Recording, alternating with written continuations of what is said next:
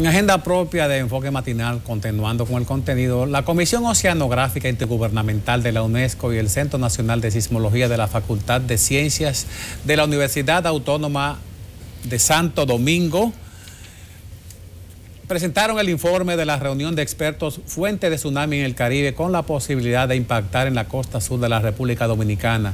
Esta actividad se marca en el proyecto Acciones que salvan vida, preparación ante desastres y reducción de riesgo sísmico por tsunamis en la costa sur de la isla. Eso está implementado por el Programa de las Naciones Unidas para el Desarrollo, PNUD, la Organización de las Naciones Unidas para la Ciencia, Educación y Cultura, UNESCO, y la Asamblea de Cooperación para la Paz, ACPP, con el financiamiento de la Dirección General de Ayuda Humanitaria y Protección Civil de la Unión Europea, ECO. Tenemos como invitados especiales al señor José Luis Granja y al señor Bernardo Rodríguez, quienes nos vienen a hablar de la presentación de un estudio denominado Fuentes de Tsunamis en el Caribe, que pueden afectar principalmente la costa sur de la República Dominicana. Buenos días, sean bienvenidos. Buenos días. Buenos días. El informe del cual estamos haciendo alusión, que se desarrolló en un trabajo conjunto interinstitucional, ¿cuál es el mensaje principal? ¿Qué aborda sobre los tsunamis en la República Dominicana o la costa sur de la isla La Hispaniola? Sí, bueno, este es el resultado de una reunión de expertos que hemos tenido en mayo y luego una discusión posterior. En base a los datos científicos que había de conocimiento de los fondos marinos en el sur de La Hispaniola, se han evaluado las posibles fuentes creíbles que puedan desencadenar tsunamis que en la costa sur de la República Dominicana. Y en ese informe se recogen los escenarios más creíbles que pueden desencadenar tsunamis que puedan tener un impacto importante en el sur de la República Dominicana, desde la costa de Barahona hasta la costa en las inmediaciones de la isla de Saona, todo lo que es la costa sur. O sea, desde el este, desde Higüey, más aproximadamente hasta la parte más saliente de la provincia de Barahona, que está más al oeste del centro de la capital, ¿de acuerdo? Se han evaluado las fuentes posibles, fundamentalmente fallas geológicas o posibles deslizamientos submarinos, que en caso de producirse generen o pueden generar terremotos y a su vez desencadenar tsunamis que lleguen a afectar de forma muy importante a la costa sur de la República. ¿De cuántos grados estaríamos hablando que debe tener un movimiento sísmico a nivel del mar para producir el tsunami que se refleje en las costas sur de la isla La Hispaniola, en la franja que dice el señor Granja? Bueno, se han hecho modelos, el mismo estudio recoge diferentes medidas, por así decir, en este caso sobre los 7 puntos. Sí. En general se estima que una magnitud de 6,5 ya podría generar tsunamis.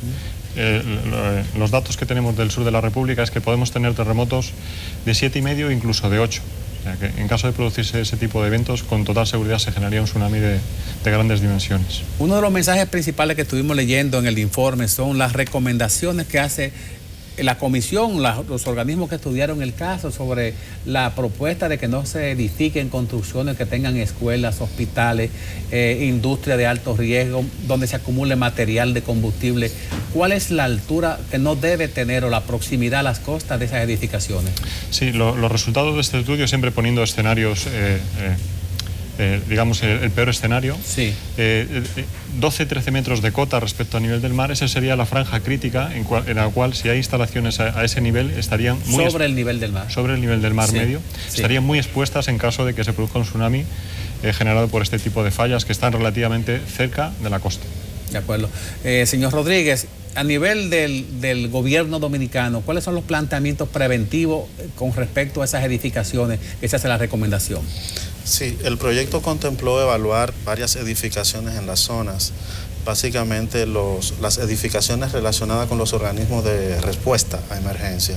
Nosotros estuvimos evaluando dentro del proyecto los destacamentos policiales, los ayuntamientos, el cuerpo de bomberos, los locales de la defensa civil, en fin, otras edificaciones también. Esto nos permite ver la realidad desde el punto de vista estructural de esas edificaciones. Y obviamente en este proceso de formación de los comités municipales de prevención, mitigación y respuesta de cada uno de estos municipios, el Centro de Operación de Emergencia, el COE, la Comisión Nacional de Emergencia han estado muy vinculadas a este proceso. Y estos informes se le ha compartido a ellos con la finalidad de que tomen medidas que puedan, ¿verdad?, reparar y mejorar estas edificaciones. Pero esa es una parte del problema. Ahí hay muchas familias que viven igual también en las costas. Expuestas y sobreexpuestas. Exacto, expuestas. Y también las industrias que operan en esta zona, sobre todo en Jaina. Ayer tuvimos un encuentro con el sector empresarial de Jaina presentándole los resultados de este estudio, de manera que ellos tienen información sobre cuál es el nivel de riesgo de estas poblaciones, de estos municipios, ante un posible tsunami. Ok, el señor José Luis Granja, que es doctor en geología, sí. ¿Qué tantas cosas saben ustedes que no conocemos nosotros sobre esta falla geológica que hay en la parte sur de la isla de La Hispaniola? Pues afortunadamente la República Dominicana desde los últimos 15 años dispone de una información realmente privilegiada en cuanto al conocimiento de sus fondos marinos. Una serie de proyectos han dado lugar a una información de muchísima calidad que permite conocer con gran detalle cómo funcionan estas estructuras geológicas que generan terremotos y pueden desencadenar tsunamis. Es un caso bastante bueno para hacer un estudio en detalle de este tipo de procesos. ¿Qué pasa en el fondo del mar cuando se produce el movimiento sísmico? ¿Qué es lo que sucede que no vemos? Generalmente cuando se produce un terremoto se produce siempre en una falla geológica. Esas fallas, cuando son suficientemente grandes, se propagan y llegan a romper el fondo marino. En ese caso, la columna de agua se desestabiliza y es cuando se genera el tsunami que se va propagando hacia tierra. Un efecto secundario de esos terremotos grandes y esas fallas que afloran en el fondo marino es que se pueden producir también deslizamientos submarinos del fondo marino. Si esos deslizamientos son muy rápidos y con un volumen relativamente grande de material, también producen tsunamis bastante. Es como si le alaran una alfombra en una sala, una galería, un patio al césped. Entonces la parte más inferior refleja lo que pasa abajo en la parte más superficial. Sí. Muchas veces los terremotos son profundos, entonces bueno, se sienten en la tierra, pero no causan daño, simplemente es una pequeña alarma. Pero cuando los terremotos son grandes y encima son fallas que llegan a romper en la superficie de la tierra, ahí es cuando ya entramos en la problemática de que muchos de ellos acaban desencadenando tsunamis. Ya, por un lado, está el peligro del terremoto, que puede destruir las edificaciones. Por el movimiento, la ruptura, el deterioro, una cosa es el terremoto, la sacudida, pero es que además ese terremoto... Eso es lo inmediato. Eso es lo inmediato. Además, ese terremoto tiene ese efecto secundario, que es la generación de tsunamis. De acuerdo. Las fuentes de tsunamis que hemos evaluado están entre 80 y 100 kilómetros de la costa sur de la República Dominicana. Eso supone que puede haber entre 15 20 minutos, puede tardar el tsunami desde el punto de generación hasta que alcance la costa. Ese es el la memoria histórica de la costa sur de la República Dominicana, ¿en qué momento se supone que sucedió un tsunami como consecuencia de un movimiento sísmico? Los registros que hay históricos es que en 1751 hubo un gran terremoto en la costa sur que desencadenó un tsunami y afectó principalmente a la zona de Azua. De hecho, la actual ubicación del pueblo está tierra adentro porque se tuvo que reconstruir tierra adentro. Ese, digamos, es el registro histórico. Más reciente, tenemos un terremoto en 1984, una magnitud 6.7, que se sintió mucho en la costa sur, pero ese, sin embargo, no llegó a generar un tsunami. Fue un terremoto profundo que no llegó a romper en superficie. Pero bueno, están los antecedentes y los hemos evaluado y hemos considerado que hay fuentes capaces de generar tsunamis en la costa sur. Ok.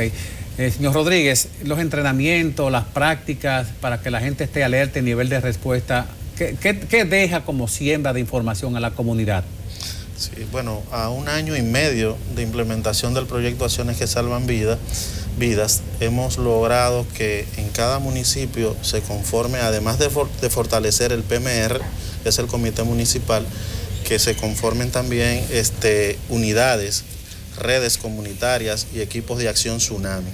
Estos equipos han podido trabajar todo el sistema de alerta temprana, cuentan con una guía SAT para poder tomar medidas, ¿no?, digamos, en los diferentes momentos ante un posible tsunami.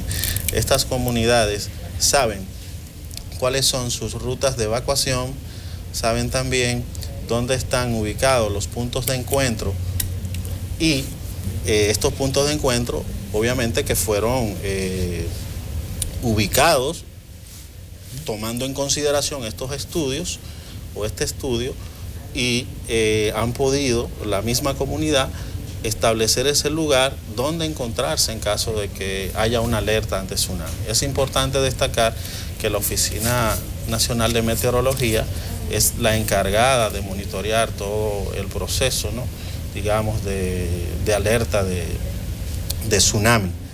Ellos tienen a través de su sistema poder monitorear el comportamiento de las olas y esta información le llega al centro de operación de emergencia. El centro de operación de emergencia activa su sistema y los sistemas, obviamente, la comunidad como parte del sistema organizado responde y bueno, ya tienen, se ha avanzado mucho, tienen ubicados sus rutas, como decía, el punto de encuentro y tienen sus planes de contingencia donde se establecen también todos los protocolos que amerite la situación. Como parte del plan de prevención, de adelantarse al hecho propiamente, ¿con qué se debe contar en esos lugares de alto riesgo ante tsunami? Sí, en varias regiones del mundo se está experimentando con sistemas de alerta ante un posible tsunami. Fundamentalmente es o bien colocar sensores en el fondo marino o bien colocar boyas en superficie que ante un terremoto midan si hay variaciones en el nivel del mar y a partir de ahí ya transmiten la señal a la tierra y bueno, desde que llega el tsunami hay siempre un margen de 10 minutos en el caso de la Española donde se pueden tomar actuaciones. Una de las actuaciones importantes que se puede tomar muchas veces es, por ejemplo en Europa, es en caso de un terremoto que pueda causar un tsunami, por ejemplo, detener los trenes o parar su velocidad. Trenes que van muy rápido, simplemente eso evitaría que, por ejemplo, el tren descarrile. Ok, eso es evitando o previendo que el hielo, la vía de desplazamiento sufra algún colapso, una interrupción, entonces puede accidentarse. Claro, si el tren va a su velocidad normal, probablemente descarrile, sin embargo, consigue frenar o bajar mucho su velocidad, probablemente el tren no tenga por qué descarrilar o los daños que se causen en caso de descarrilar van a ser mucho menores. Okay, son las actuaciones que se están llevando a cabo ahora. Señor Rodríguez, ¿qué mensaje final podemos dejar a la población ante el informe que ustedes han presentado? Estos informes sirven obviamente para fortalecer los mecanismos de respuesta a nivel de los municipios y de las comunidades y más allá del país. Una comunidad preparada es un municipio seguro. No podemos seguir jugando con las vidas de las personas. Las informaciones que son científicas y que se levantan en estudios como estos deben ser socializados con las comunidades para que éstas se preparen. Y para estar preparado no se necesita muchos recursos, simplemente la información y que cada persona sepa cuando esa tierra se mueva, cuando hay un sismo, si está cerca de la costa y ve que el mar se retira, simplemente no hay que esperar que suene la sirena, que venga la alarma, es caminar hacia el punto seguro, dirigirse al punto seguro, usted con su familia y con sus vecinos. Esa es la mejor forma de salvar vidas. Okay. Señor Granja, el interés de la comunidad internacional, interinstitucional, de hacernos saber el asunto preventivo, el tsunami, la falla geológica, ¿está la isla La Hispaniola enclavada en una posición en la latitud que nos hace tomar en cuenta de que estamos en riesgo permanentemente? Por supuesto. Ha habido muchos tsunamis a lo largo del registro histórico, tanto en la costa norte como en la costa sur, y eso nos hace pensar que esos procesos van a volver a ocurrir. Por eso centramos muchos esfuerzos en este tipo de proyectos. Bueno, le damos las gracias por haber estado con nosotros, recordando a la gente de la República Dominicana de que hay que estar atento a los estudios, los informes que se ejecutan. No solamente coger un documento y guardarlo en el librero y ponerlo detrás para hacerse fotografía, sino sacarle el provecho a tanto trabajo que hace tanta gente que está interesado en que sepamos qué puede pasar. Bueno, le damos las gracias. Gracias a usted.